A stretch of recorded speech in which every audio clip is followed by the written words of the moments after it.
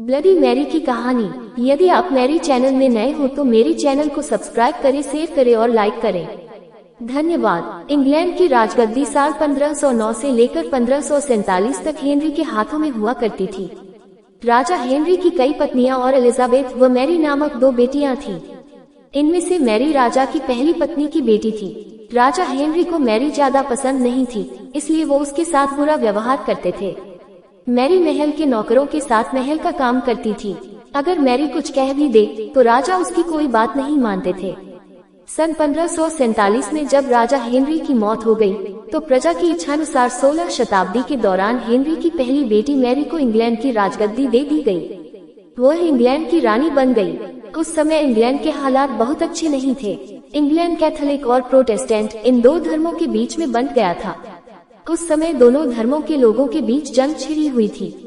रानी Mary चाहती थी कि पूरे इंग्लैंड में सिर्फ एक ही धर्म हो, लेकिन लोगों ने उसकी यह बात मानने से साफ इनकार कर दिया था। इससे नाराज होकर रानी ने उनकी बात न मनाने वालों को मौत की सजा दे दी थी।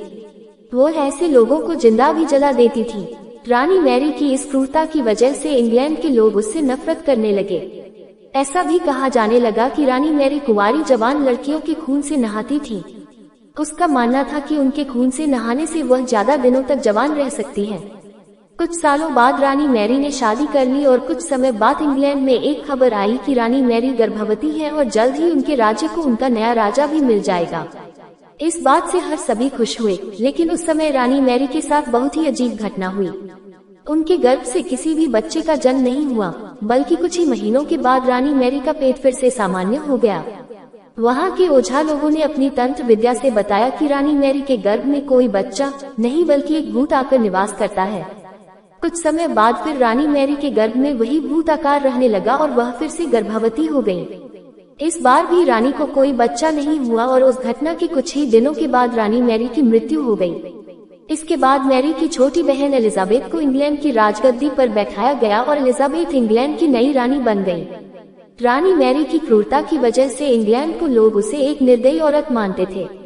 वहीं जब उसके गर्भ में बच्चे की जगह एक भूत का निवास होने लगा, तो लोगों ने उसे शापित भी करार दे दिया और इसी वजह से उसे लोगों ने ब्लडी मैरी का नाम दिया।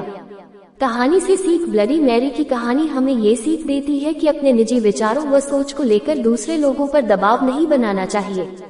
शांति और करुणा से लोगों का ख्याल रखना ही मनुष्य का धर्म है। पूरी कहानी सुनने के लिए धन्यवाद।